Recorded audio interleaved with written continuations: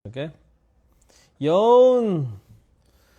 Magandang gabi, good evening, magandang umaga, and good morning kung saan man kayo sa mundo ngayon.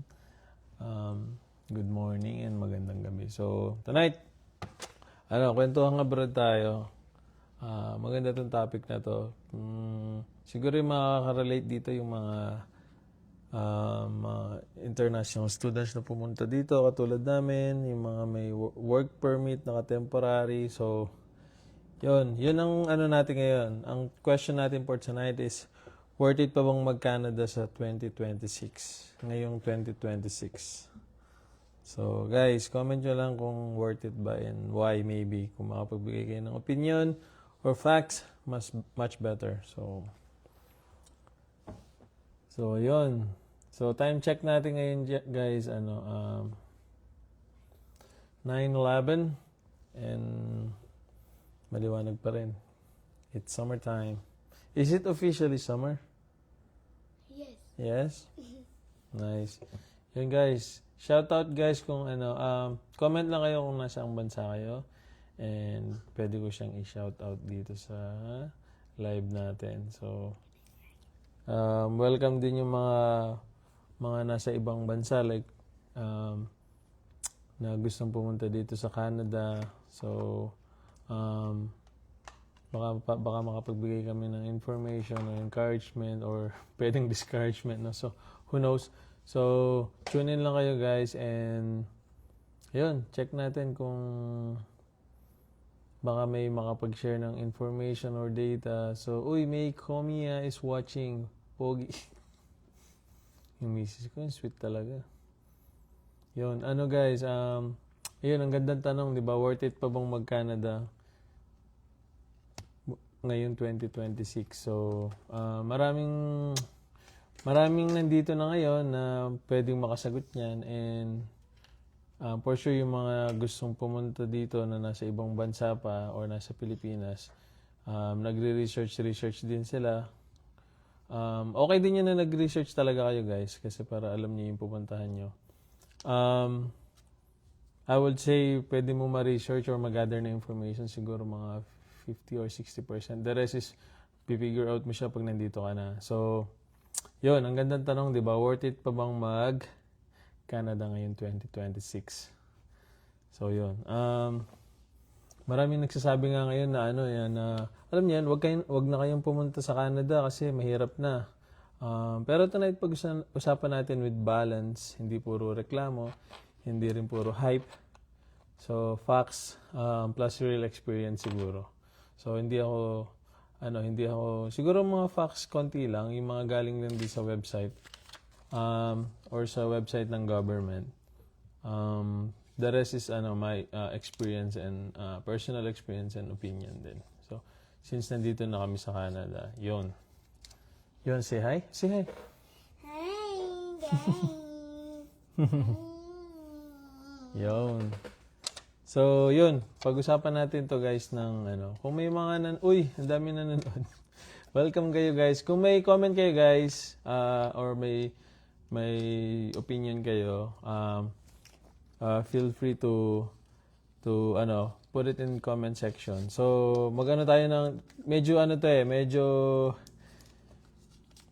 yung topic na to medyo maselan or alam niyo yun, depende sa mapag-uusapan natin. Pero hindi tayo nandito para mag-debate or magbigay ng negative about sa bansa. So, maglagay tayo ng house rules. Siguro respects everyone opinion, yun yung number 1. Tapos number 2, walang personalan. Tapos number 3, share your base your own experience. So, tapos yun, hindi tayo para manghikayat o para manira ng bansa, kahit anong bansa. Tapos, ang goal natin makatulong sa mga gusto magkaroon ng realistic expectation. So, reality check din tayo ngayon. Sabi ni Marlon Unate, kahit anong bansa kung ikakayos ng buhay, laging worth it. Basta masipag at may plano. Tama yun sabi ni Marlon, no? Na napakagandang foundation kung magbabalak ka mag-abroad. Kailangan talaga may planning. Siyempre, you have to plan, you have to prepare, and when planning, you need more research, di ba? So, yun yung pinaka main ingredients ng planning. You need more information, and for you to get information, you have to research, di ba? You have to ask questions and research. So, good thing ngayon halos alam niyo, nasa internet na lahat, and yung information, hindi na siya, alam niyo, hindi siya sikreto, guys. Even dito, dito sa Canada, yung mga information about immigration, hindi siya sikreto na konti lang yung may alam. So, everyone can access the information, everyone can access kung ano yung plans ng government para sa immigration dito sa Canada. Yun. Ano pa ba? Uy, dami na. Hi guys, thank you for watching. Si Mel Comia is watching. Si Marlon Onate. Anderson Cabrera is watching. Yun, yung mga gustong pumunta dito. Si RDV Mark is watching as well. Guys, welcome kayo and tune in sa Ito maganda to guys kasi ang main content talaga natin is kwentong abroad. So, magbigay tayo ng information dito sa Canada. So, again, hindi ako immigration consultant or lawyer. So, this is information na experience ko lang and yung mga nasa website. Diba? So right now, ang target ang target ng Canada ngayon for permanent residency ngayong taon is 380,000 na permanent residents. Diba? So, masasabi mong worth it siya at mararamdaman kung wala kang naiwan sa utang, aray ko. Totoo din yan, guys, kung worth it siya kung pero I think normal lang yun dito as si Edo as yung profession niya is inline sa finance, 'di ba, dito sa Pilipinas. So I think bro, you're more aware. But ganun, no? And I think sa US din, di ba, yung mga credit score thing. Oh, ay utang sa Pilipinas ba to? I guess oo din. Kung wala kang utang, worth it siya. Yun. Ano pa ba? Yun nga guys, ang sabi ko nga kanina, based to sa website, sa website ng Canada, ang target nila this year is 380,000 na permanent residents. So, hindi sinabi doon na yung mga nasa inside lang. Hindi rin sinabi na sa outside lang kukunin. So, both yun. I think open yung bansa pa rin sa ganun. So, at tapos yung second question natin dyan, guys, mas mahirap na ba ma-PR ngayon? Sagot naman kayo, guys. Guys, mas mahirap bang ma-PR ngayon? Yan. Antay tayo ng konti sagot. Siguro sa akin, yes, in a way, mas competitive na ngayon. Ang alam ko kasi dati, pwede kang, mapi-PR ka, basis scoring, tapos, may mga priority pa rin doon ng mga work eh. Pero, sa score pa rin siya, basta may experience ka na pwede ka na ma-PR. Pero ngayon, talagang very selective na sila. So kaya mataas na yung competition. So kaya dahil sa sobrang dami ng sobrang dami ng mga immigrants or mga temporary workers, naging mas hinigpitan nila kasi nga sobrang dami, hindi nila ma-accommodate. So ang idea is pa-priority nila yung mga may malaking contribution sa economy. So, lalo na yung kailangan ng bansa, di ba? Like, if you're sa healthcare, so, yung chance mo dyan, ang taas ng percentage. Pag nasa construction ka, ang taas din yan. Pag nasa, transportation, ang laki ng ang tataas ng mga opportunity, ang chance ng mga na ma-PR. Yun. Kaya very competitive. Unlike dati, may mga kakilala ko naging mga manager sila sa fast food sa Pilipinas, tapos nag-work sila sa Tim Hortons, mga ganon, as a temporary work permit. Tapos ilang years lang, na PR na sila. So, hindi pa ganon ka-competitive. Ngayon talaga, pag wala ka dun sa work na gusto nila, na kailangan ng bansa or especially ng province din, ang hirap ang hirap ng chance Diba? So, talagang kailangan mag-aral. Kailangan mag-aral and mag-research. Yun. Kayo ba guys? Ano sa tingin nyo? Uy, si DJ Phoenix De Uy is watching. Guys, kung may ano kayo suggestions, ayun yung tanong ngayon. Mas mahirap na bang ma-PR ngayon? So, yun nga yung sagot ko. I would say yes. In a way, mas competitive na. So, kung yung work mo nasa mga priorities ng Canada at ng mga provinces, lalo kung nasa STEM ka, maraming mga engineers, any kinds of engineering, mostly priority nila yan dito sa Canada. So, kung may experience ka sa Pilipinas and other countries and then nag-aral ka pa dito, so ang laki ng advantage mo. Malaki yung chance mo.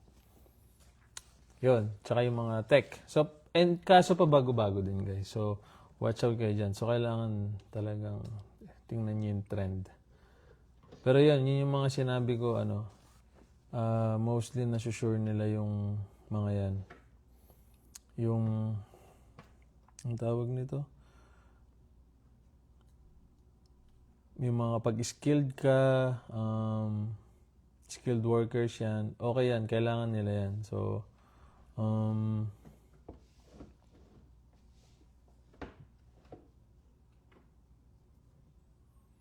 grabe ng pala, ang daming information. So, yung mga kaya ko lang ibigay guys, yung mga napag-aralan ko lang, yung mga aware lang ako. Kasi may mga iba, like kasi nakarating kami dito, international students. Nakapasok kami sa Canada through international students. So, noong time na pumunta kami, medyo na din. Sobrang dami na. 2022 kami pumunta eh. So, madami na. Yung mga nauna prior to that, may mga nahihirapan din, pero hindi pa ganun kahigpit eh. So, humigpit lang simula nung 2023, humigpit na bigla. Nagbago yung Kasi biglang buhos ng mga students. And then marami naging fraud din kasi. Kaya basta, yung mga makukulit dyan. Pero hindi I would say may Pilipino, pero hindi sila yung main issue. Diba? Nakwento yun ni Miss ko nung nag-aaral sila. Marami din guys, may mga nakwento din na yung mga international students silang papasok. Pag nandito na sila sa Canada, hindi nila tatapusin yung pag-schooling nila. Need lang talaga nila makapasok dito tapos maghahanap ng ibang work. So, si RJ Zita Torres is watching. Yun yung mga pakulo nila. Kaso, syempre malalaman din yun kasi pag may loophole kasi yung policy. So, basta ang galing nila, nahahanapan nila ng paraan na nagiging legal at some point. Yung mga iba. Pero yung iba, for sure, may mga, alam niyo na yun. Uy guys, thank you for watching. Na-appreciate ko yung pag-stay niyo. Shoutout pare! Uy, RJ Zita Torres. Uy, parang kilala ko to. Classmates ko ba to? Classmate, RJ, classmate ba to? I think we're classmates elementary. Ayun guys. So, ano pa yung tanong? Yung third question. Sino yung may mas chance ngayon dito na ma-PR, 'di ba, sa Canada? So, ito yung mga pwedeng may mga advantage malaki yung chance nila na ma-PR. So, pag may Canadian experience ka, ibig sabihin nun, may 1 year experience ka na nandito. Tapos, maganda doon, kung yung Canadian experience mo, hindi, yung priority, nandun ka sa priority sector na trabaho. Nandun ka sa kailangan na trabaho ng bansa or ng province ng Canada, mga provinces ng Canada. Tapos so dapat yon in demand yung skills mo.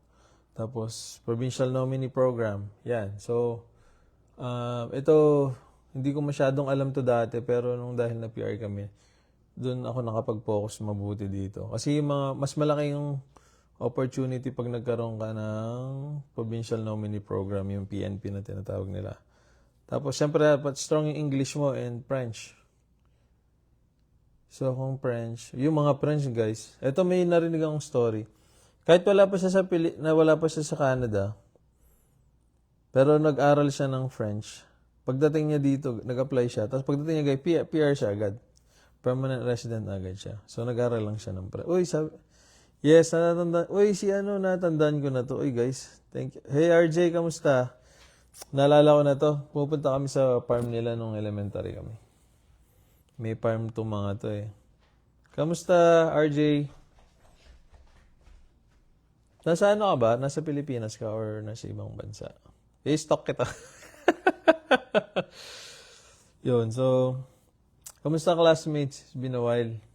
It's been ilang taon na din, no? I guess 2 day. Ano na? Hi, which one? Yun, guys. So, ano pa ba? Yun, Canadian experience. Tapos, kailangan yung Canadian experience mo, under ka sa mga in-demand na skills. Tapos, PNP, Provincial Nominee Program. Tapos, yun, yung language skills mo. Kung dapat mataas yung grades mo rin sa English. 'Di ba? So, and lalo akong French. Tapos, yun, nasa priority occupations ka. So, ano ba yung mga priority occupations? Like dito sa Alberta, priority nila pag nasa healthcare ka, nasa tourism ka, or like hospitality, sa agriculture, sa construction, tsaka yung STEM. Yung STEM yun yung mga, yung mga engineering. So, ang laki nung yun yung mga kailangan nila. Pero kung may work ka na, I would say, I think priority yung manufacturing, pero selective. Selected sila. So, kung nasa fast food ka, dati meron sa federal. Fast food. Are you looking for information about fast food restaurants or maybe some fun facts about fast food? Hey Alexa, stop.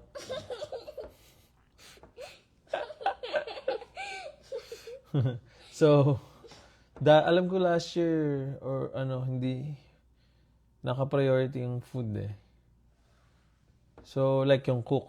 Pero kung like yung cashier ka or aside from cook sa fast food, hindi siya priority. So piliin nyo din guys yung kung mag-i-invest kayo kahit mag-invest kayo ng trabaho, piliin nyo yung piliin nyo yung priority. So, kung may nag-a-advise sa inyo, ito, pasok ka ng sa forklift, ganun, operator. Naka-priority yan. So, bago kayo mag-commit, mag-research din kayo. I-check nyo kung legit nga. Kasi para hindi sayang yung oras nyo. Kasi, yung iba, 3 years lang yung So, after mo mag-aral ng 2 years, meron ka lang 3 years usually para ma-workout mo yung PR mo. So, kailangan, mabilis lang yun, yung 3 years, guys. So, kami, yung 3 years namin, na halos nagamit namin 1.5. So, nung naka 1 year na kami, medyo talagang kinakabahan na rin kami. Uy, sabi ni Alwin, Aprado, shout out daw. Uy, may nanonood. Uy, si Alwin. Kamusta, Alwin? Shout out, boss. Si Alwin, nagbablog dito sila sa Canada. So, si Alwin, siya sa mga pinapanood ko before, bago kami pumunta dito sa Canada. So, siya yung mga binabantayan ko noon na yung mga vlogs niya. Kasi may very informative siya sa pagbablog niya. Kaya, malaking tulong. Malaking tulong. Kaya sabi ko nga dati, shoutout dun sa mga nag-vlog dati.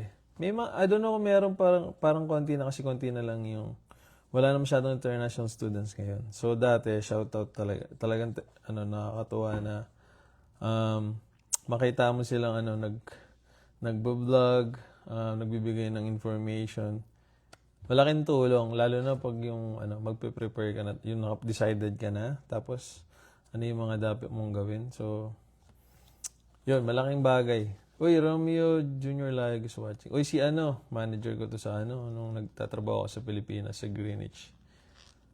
So, yun. Ito mga matagal nang na PR to. So, citizen na rin to. So, Yun. So, yun nga kanina guys, yung base sa website, pag mas mataas yung chance mo ngayon na ma-PR pa rin kung nandun ka sa, alam mo yan, French, healthcare, ano pa ba yung sa healthcare, social services, STEM, yan, yun. Trades, ako nasa trades ako eh. Tapos, education, tapos transport, ano pa ba? Yung mga senior managers, meron din yan, yung mga yan. So, syempre yung iba, military. Kung gusto nyo maging sa militar. Okay din yan. Ayun. Pwede ko kayang i-add si Alwin. Baka may Alwin. May insights ka or may ma-share ka. Kasi, ito yung mga pinaka-chat ko pa nga ito dati. Pinapanood ko siya. So nag-DoorDash kami pareho nito guys dito sa Canada. Yun. Pero ngayon, syempre, like I said, nung nakaraan, mga temporary, mga side hustle namin dito sa Canada. Lalo na pag tinatry mong, alam mo yun, mag-catch up financially. So, magandang yan. Pero ngayon, hindi na, Alwin, no? Hindi na maganda, kasi sobrang dami na nung mga nag-deliver. So, parang hindi siya worth it. Hindi na siya worth it. So, tinigilan ko na din. Yun. Yun. So, ito magandang tanong to guys. Ano yung pinakamalaking challenge sa Canada ngayon? Magandang tanong. When I say, yung pinakamalaking challenge sa Canada ngayon, like, yung mga nakatira na dito, like kami, yung challenge siguro ngayon, cost of living. Medyo tumataas na rin yung cost of living. Tapos, ano pa ba? Housing, sobrang taas nung mga 2 years ago yung housing. Ngayon, softly bumababa na. And yung mga bahay sobrang mahal din. So, kasi nga mahal ng labor cost, guys. Kaya, kung napansin nyo, kailangan din nila yung mga nasa construction. Kasi yun talaga yung kulang dito sa Canada. And ako bilang nasanay ako sa construction sa Pilipinas.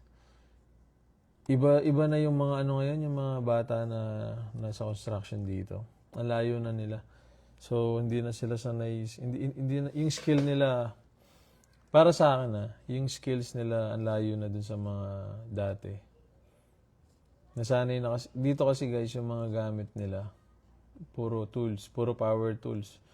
Puro machine. So, hindi sila masyadong nagbubuhat, ganun. So, nagbubuhat pa rin, pero alam niyo yun, mas magaan yung trabaho nila. Kumpara yung pag nasa Pilipinas ka, talagang buhat kung buhat.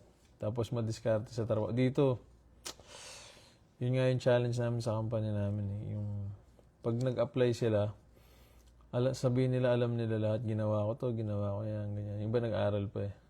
Pag nagtatrabaho na, iba naman pala. Siyempre, kailangan mo sabihin lahat pag interview. Pero pag nandun na,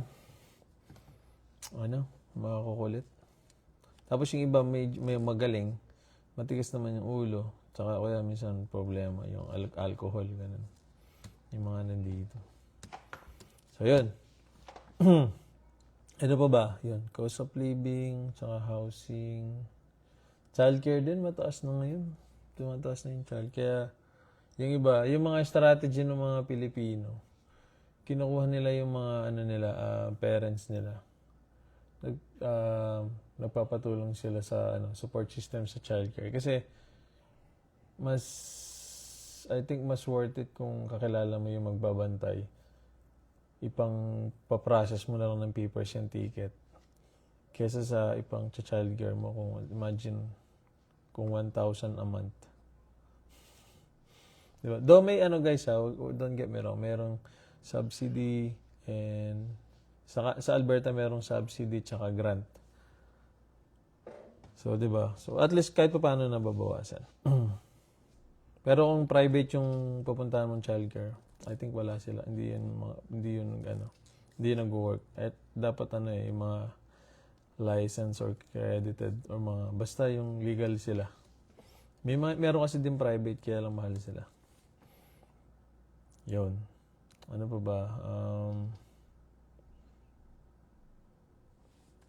Weather? I would say weather. Trabaho. Trabaho guys, hindi ko sure kung ano yun, challenging. Pero I think challenging din siya. Kasi may mga nakausap ako. Lalo na nung nag-hire kami nung nakaraan. Hindi ko sasabihin yung pangalan nila. Nag-hire kasi ako ng yung company ng isa. Kailangan namin isa. So, madami ding mga naghahanap ng work na engineer sila or architect sila sa Pilipinas. Tapos na may iba pang international experience, same profession. Pagdating dito, like 3 years na sila or magpo 4 years na, hindi pa rin sila makakuha ng experience. Kasi kailangan talaga guys, may certificate ka. So, like yung sa akin, related pa rin siya sa profession ko, pero talagang blessed lang ako and favored kay Lord na yung unang work ko dito, hanggang ngayon, yun pa rin yung work ko na nasa, designer ako technically sa millwork company. Tapos, pero yung job title ko, production engineer, kasi yun yung trabaho ginagawa ko. Pero wala akong certificate. Yan. Lang ako, talagang favored and blessed nang sa nangyari. Kasi yung pagdating ko namin dito, 2 weeks lang, yun na yung work na nakuha ko. So, ang kaba ko nun kasi talaga, kailangan may certificate, may pinag-aralan ka.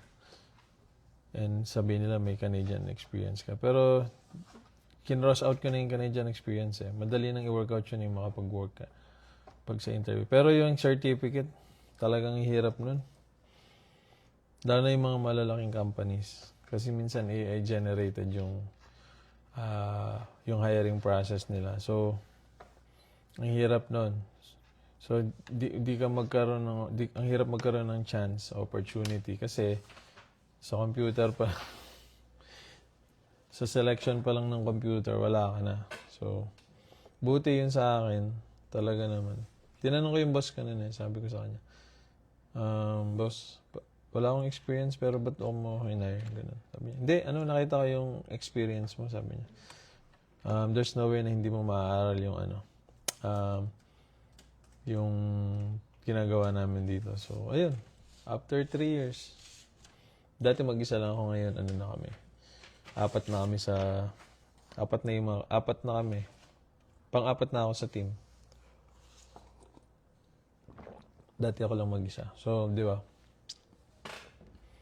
Blessing din, lumalaking company. Yun! Kayo ba guys, ano ba yung tingin nyo na mahirap? Na challenging ganun? Na challenging ngayon sa Canada? So, maganda din kasi makapag-share kayo kung, siyempre, yung mga nag-uumpisa. Para mabigyan din natin sila ng heads up. Like, nung nakaraan, may nakilala ako. Ang layo talaga ng work niya dun sa napag-aralan niya. Siya? Talagang, na-interview ko yun. Hindi ko siya na-hire. Overqualified siya guys sa overqualified na siya actually dun sa ina-apply niyang work sa amin. Tapos nag-aral pa siya dito. Tapos yung experience niya, talagang ilang bansa yung napuntahan niya. Talagang batak guys, kung batak. Yun yung problema siguro ng mga nandito. Very sila. Yun nga, may certificate. It's fine. That's okay. Pero nakita mo itong nag-a-apply, experience na sa international. Ayaw pa rin nila, ayaw nilang bigyan ng opportunity guys. Kasi lumaki na sila, usually yung mga senior, yung mga nasa hiring dito, yung mga nag-hire dito. Sila yung mga lumaki na dito, tapos nag-aral din daw sila, so ganun din siguro yung gusto din nila. Hindi mo naman din sila masisi. Pero guys, ako kasi, siyempre ako as may experience sa ibang bansa. Hindi dahil hindi ako nag-aral, kaya favored ako dun sa mga hindi rin nakapag-aral. Kasi ito yung experience ko, sabihin ko mamaya. Kung nakita nila may experience sa ibang bansa, lalo na Middle East, Singapore, Hong Kong, saan pa ba? malulupit na yung mga yan, guys. May mga experience na sila. And yung construction nila dito, yung methodology ng construction nila dito, hindi naman nalalayo. It so happen, naging timber, more on timber lang. Pero lately, meron na silang metal eh. Mix na ngayon. Meron na rin concrete ngayon dito eh. So, ang ano lang, kailangan mo pag-aralan yung law. Which is okay lang din. So, yung law naman nandun, nasa, like dito sa Alberta, yung mga building codes nasa ano eh, nasa website eh. So, tapos makita mo yung mga interview ko, talagang batak siya, guys. Overqualified siya din sa work actually. So may mga criteria din ako kaya ba't di ko siya na-hire. Pero overqualified silang tatlo actually na interview ko. Pero I have to pick one. Yung dalawa, yun hindi ko napili. Talagang overqualified sila. Kung pwede lang silang i-hire lahat. Eh. Uy, si Darrell nanonood. Hi, Darrell. Ito, magaling din to, guys. Oh. Magaling to sa, sa construction. So, yun, guys. Tapos, nung nag-a-apply din kasi ako nung dati. Kasi malakas yung loob ko dati kasi nga, yung experience ko sa Middle East, multidiscipline. So, exposed ako sa wayfinding, urban planning, landscape, ano pa ba, interior, tsaka architectural. So, halos nung discipline ko, na-expose na ako. So, confident ako na pwede akong makapasok sa architectural firm dito. Pero, ang nila, wala. Tapos, nakita nila yung mga gawa ko. Mostly kasi yung mga gawa ko, guys, ako talaga gumawa. So, tapos nakita ko yung mga work nila dito. Nung tinitingnan ko yung mga website nila, hindi naman magaganda yung... Opinion ko lang to, guys, ha. Hindi ganun... Kasi sa Dubai kasi yung mga presentation pa lang sobrang quality. Yung design, siyempre iba din doon, iba din dito. Pero ibig sabihin, yun nga sinasabi ko, overqualified. Kasi yung pagdating sa innovation, pagdating sa mga bagong ideas, may dala na kami, mga ganun, mga galing sa Middle East or may mga experience na ganun.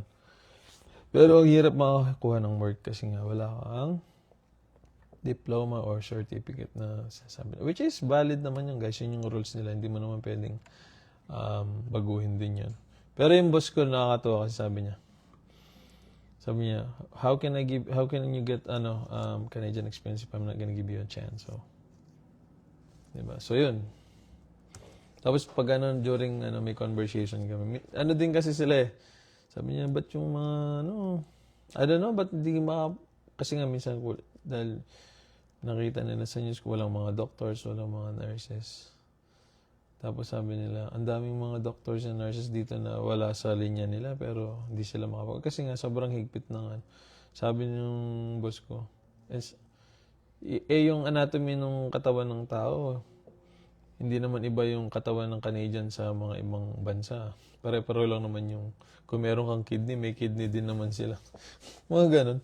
So, parang hirap. Siguro nga, yun nga, yung paggaling ka sa third world country. May mga reasons din sila, guys. Kaya medyo strict talaga sila. So, lalo na yung mga skilled talaga. So, hindi mo rin sila masisi. Pero yun nga, yung experience ko kasi, like nung ngayon sa trabaho ko.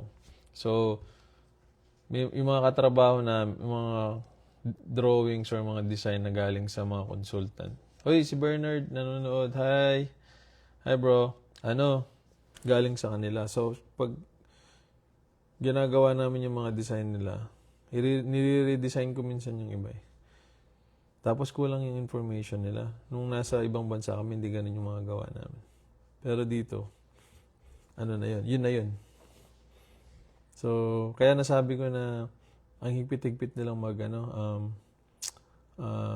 pagdating sa yung mga in-applyan ko din yun eh. Gumagante, no? Hindi naman.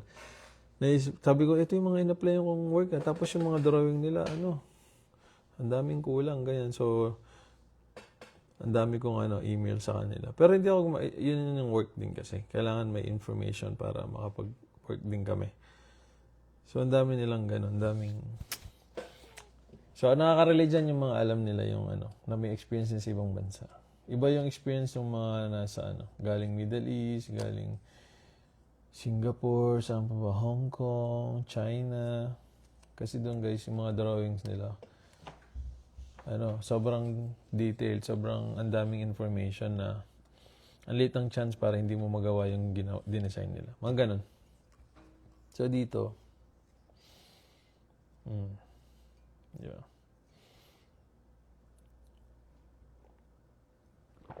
Ay, Nika Karag. Uy, thank you sa pa-stars. Grabe naman yan. Ang liwanag, oh. Lumiwanag, guys.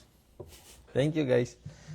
So, yung tanong ko kanina, guys, ano yung pinakamalaking challenge sa Canada ngayon? So, I guess yung mga nandito makapag-agree sila. Si Bro Bern, agree ka ba, bro? Yung cost of living, yun yung mga challenging ngayon. Ano pa ba? Yung cost of living medyo mahal, di ba? So, housing, like yan, mga childcare. Agree ka ba, Bro Bernard?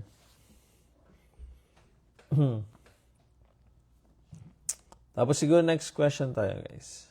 Yan. Ang tanong dito, may opportunity pa rin ba sa Canada? Ang gandang tanong, no? Yes. I would say ako, yes. Sobrang dami, guys. Ikaw lang talaga din yung magsisipag. Tapos, pag sobrang sipag mo maghanap ng opportunity, may chance kang mamili. I think kahit saan naman bansa, yung mga sinasabi nila na unemployment rate tumataas. Siyempre, din naman, totoo din naman yun. May mga companies na, lalo na kasi ngayon, so, yung mga tariff or whatever, tsaka yung war. So, may may effects din yan. Pero, I would say, ako since nasa construction industry kami, tapos sobrang exposed ko sa mga projects ng mga kausap ng boss ko, yung mga malalaking players din. Ang daming project, guys, sa Canada. Kahit yung mga supplier namin, sobrang busy nila kasi nga, hindi dahil summer, construction season. Hindi, bago pa mag-summer, sobrang busy na nila ng mga suppliers namin and yung mga ibang subcon namin. Kasi nga busy. So, I would say madaming opportunity. Pero kung mapili ka talaga sa work din, yun talaga, yun ang mahirap. Kaya siguro tumataas din yung unemployment rate. Yun. So, may opportunity pa. Yes, meron pa rin, guys. Kailangan mo lang talagang din yun. I-align mo yung sarili mo sa opportunities, di ba? So, kung kaya mong mag-aral, bakit hindi? Habang naghahanap, hindi mo pa nakuha yung work mo na gusto mo, di ba? Or para makabalik ka dun sa dati mong work. So, mag-aral o kaya take the opportunity din na mag-apply pa rin. You have to, kasi, sell yourself, di ba? Pag naka-chance, bigyan ka ng chance sa interview. So, yun. Ano pa ba? Yun, improvement din yung, siguro. Yun, isa din siguro to. Right province din, guys. Kailangan siguro nandun ka rin sa right province. Ito, kinonsider namin to nung bago kami pumunta dito, Ang considerations namin nung una, Winnipeg sa Manitoba, tapos Alberta. Kung wala, Nova Scotia. Yan yung mga bansa na gusto namin puntahan. Ay, yung mga province. So, ang late sa Winnipeg, meron din. Madami. Sa Alberta, meron din. Sa Nova Scotia, yung sa work namin ni Mrs., medyo maliit, konti lang. So, yan, inaral din namin yan, guys. So, i-align mo din kung saan madami yung profession mo, like yung work na demand. So, doon ka din pumunta. Okay din yan. Yun.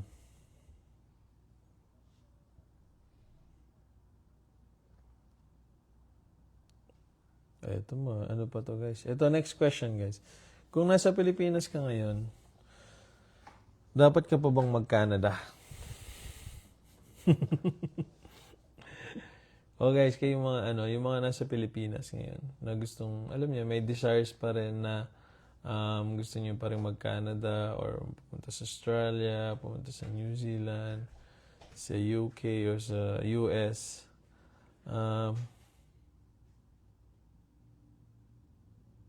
Sabi ni Miss, kung maganda tong comment niya. Kung ang hinahanap mo ay madaling buhay, malaking sweldo agad at instant success, baka ma-disappoint ka. Pero kung hanap may opportunity growth at isang lugar kung saan pwede mong buhayin muli ang buhay mo, oo, worth it pa rin. You know, ang ganda naman nun. Lalo na maganda din yung nagsagot. Oh guys, I think lahat naman ng bansa, kung financially ready ka, kung prepared ka din, physically and alam mo yun, mentally, spiritually, pwede mo puntahan yung mga bansa na kung able ka na. Minsan, kaya na nila, ayaw lang nila kasi nakikita nila yung mga bad news. Normal lang naman yung guys, wala namang perfect na country. So, pero kailangan mong i-check kung saan ka mag-grow, saan ka uunlad. Kung tingin mo New Zealand, Canada, Australia, US or UK, mga ganun. Go for it kasi kung may mga nakikita kang mga nag-success stories. Tapos may nakita kang mga nag-fail. Huwag mong i-compare yung sarili mo sa mag-fail. So, doon ka sa mga, i-align mo yung sarili mo doon sa mga may maraming success stories sa abroad. Diba? So, yung, si Maria Govinda Onrubia is watching. Hi, sis! Nasa to? Ito, sa healthcare to, guys. Napaka-in-demand ng mga to. So, sis,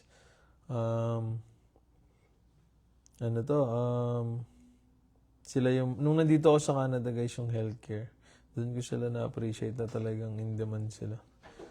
Talagang kung ito yung mga work na, top 5. Baka kasama to sa top 3 na work na kailangan dito. Imagine that. Na priorities nila.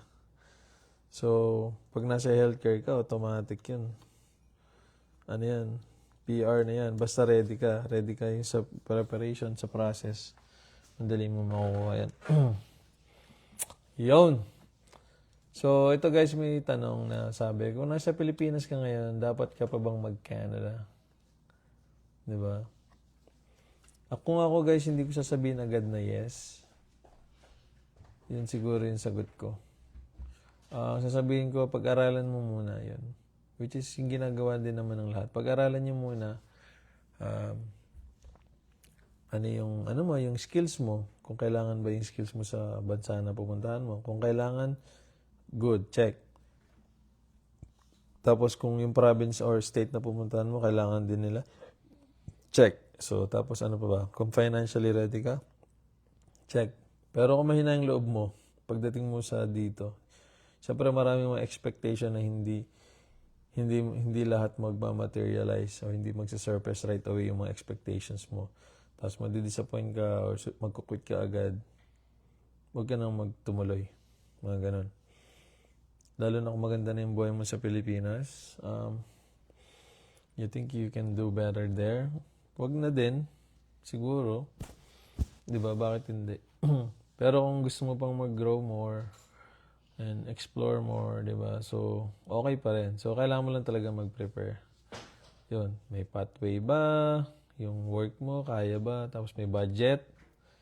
Tapos, kung may family, yun ang tanong. Kaya ba ng pamilya mo? Kung ikaw muna mauuna or magkakasama kayo, kaya nyo ba? Tapos, ito yung malaking tanong. Ready ka ba ulit mag-restart pag pumunta ka sa like dito sa Canada? Sabi ni Miss, kung okay ang buhay mo sa Pinas, may growth, may sweldo ka, may health insurance, mga masaya ka, I think di mo na kailangan mag-ibang bansa. Tapos sabi niya, hindi ang Canada o ibang bansa ang nagbibigay ng pag-asa, ang Diyos ang nagbibigay. Totoo yan guys, totoo din yan. Like yan sabi ko kanina, kung okay ka na sa Pilipinas, stay there. You don't need to go somewhere else. Diba? Pero if you need more, alam mo yun, gusto mo pa ng growth, gusto mo ng ibang experience then and opportunities. So, you can take the opportunity, diba? Kung open naman yung country na gusto mong puntahan. So, yun lang. Mag-prepare ka lang din talaga. So, yun. Dream is good, pero dapat, guys, may strategy tayo. Para pagdating dito, pagdating nyo sa bansa na gusto nyo puntahan or long-term plans nyo, dapat ready kayo. So, may strategy kayo.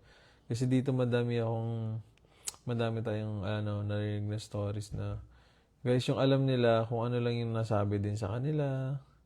Ano pa ba? Kasi hindi din nila chine-check sa sarili nila. So,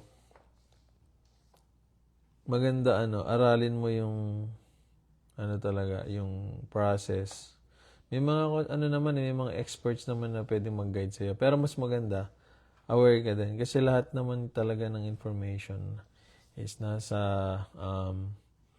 website ng mga government, 'di ba? Or mga countries na gusto mong puntahan. So, I don't know, pwede kang at least hindi ka mawawala. Alam mo yung process. Kahit na mas maganda kung kaya mo magpatulong sa mga expert. Pero maganda alam mo din yung process para, 'di ba? Alam mo kung saan mo din ginagastos yung pera mo, 'di ba? Kasi mahal din ang pagbabayad pag nagpatulong ka sa mga eksperto.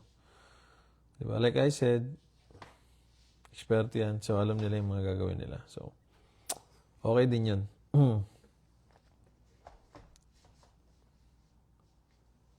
Yan, guys. Uy, sabi ni Miss, kahit nasaan ka man, basta kasama mo sa Lord, mabibless ka. True. True yun, guys. Like sabi ko nga kanina, na-appreciate ko si Lord. Kasi sabi ko nung kanina, ang daming nahihirapan dito, guys. Hindi sila yung mga pumunta. Like yung asawa nila yung nag-aral. Tapos yung asawa na hindi nag-aral, hindi siya makahanap ng work niya na related sa kanya. Sa pinag-aralan niya. So, ang challenging nun. So, tapos yung mga work na gusto nilang mapuntahan, ay yung mga work na nila ngayon, ang layo dun sa profession nila. So, ako guys, talagang yun nga, na-bless lang din ako na nakakuha agad ako ng work. And may strategy din ako kung paano ko nakuha yung work ko ngayon. So, may mga strategy din. So, okay din na may mga tumulong, pero yung mga strategy kailangan meron kang sarili din and nag-research ka. Tapos validate mo sa mga kilala mo. Like, you think pwede ako makapag-work sa ganito? O kaya baka may kakilala ka. Connections, guys. Connections and community. Sila yung mga pwede mong maging source din or bridge para makuha mo yung gusto mong work dito. Pero kung yung iba kasi maraming ganito yung medyo ayaw nilang maki-jive, ayaw nilang maki-socialize sa iba kasi nga baka may bad experience sila or natatakot sila, ganyan. Or yung mga iba, kasi, baka mayayabang, mga ganun. Pag ganun, puro negative ka, di mo pa ginagawa, medyo yun. Wala, sobrang ka rin talaga. Parang binabox out mo na yung sarili mo. So, tapos yung opportunity, lumiliit din. Kasi nga, ayaw mong makipagkilala. Kaya sabi mo, ay, kakampisa ko lang kasi nakakaya makipagkilala, ganyan. I don't think yun yung reason mo eh. Dapat talaga mag-connect ka, hanap ka ng community, ganyan. Doon makikita mo yung mga matagal na nandito. They can give you advice, they can give you strategies. Para lang mo yun. Huwag yung nakuha mo na, like ako, nakuha ko na, hindi, at least di na ako nag-aral. Hindi na ako mag-aaral. Pero kung gusto ko pa mag-aaral, siguro I would say much okay din. Diba? Para makuha ko pa yun talaga yung gusto ko. Pero I would say okay na ako ngayon. Mga ganun. Pero I'm not closing my doors sa mga malaking opportunity. Diba? So yan guys.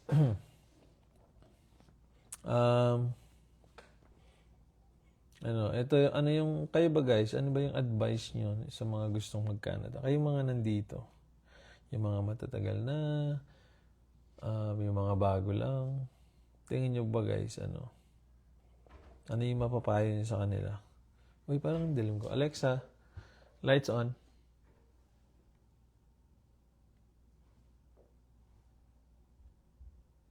Parang dilim ko. Can you turn on the lights? The living room seem to be offline. Please make sure devices are online and have power.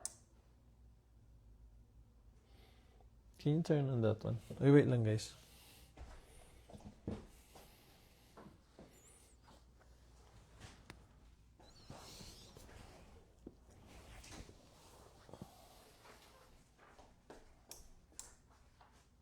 Yun. I thought ang dilim ko. Nakalimutan ko. Yun! Okay, that's fine.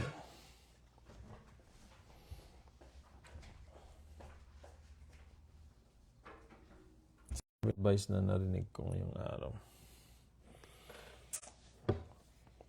Yan. Siyempre, pag magde-decide ka din ng mga ibang bansa, kung tingin mo qualified ka, di ba? Tingin mo ready ka na. Maganda rin tanungin mo din si Lord kung, Lord, saan ba akong bansa pwedeng pumunta?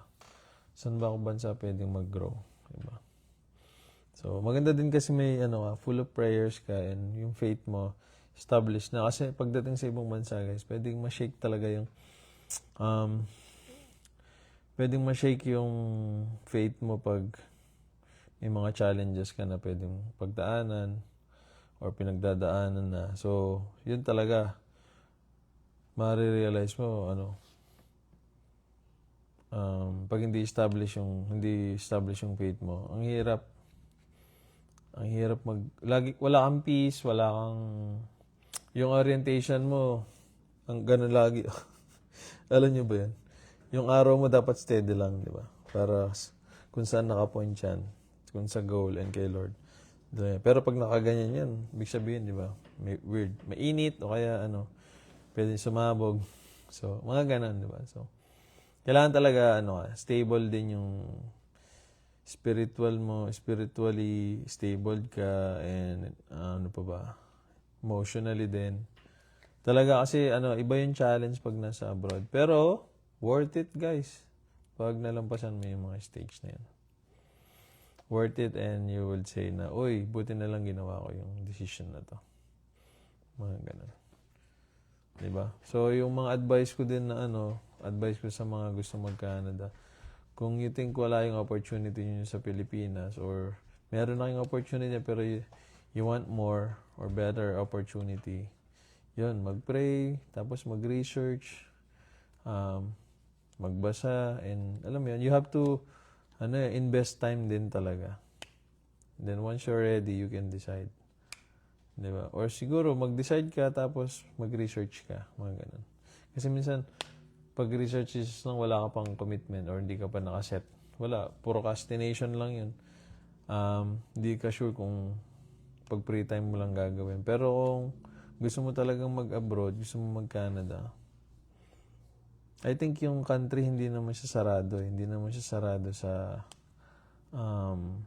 mga gustong pumunta dito. May mga ways lang din talaga na kung hindi competitive yung skills mo, consider it. I-try mo consider kung wag mo na ngayon kasi nga medyo challenging and competitive.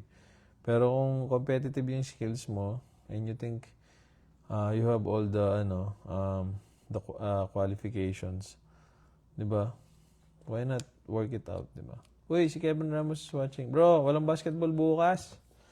Tayo makapag-basketball, may extra akong project na ginagawa. Hindi ako nakapag-book. Sorry. Yun.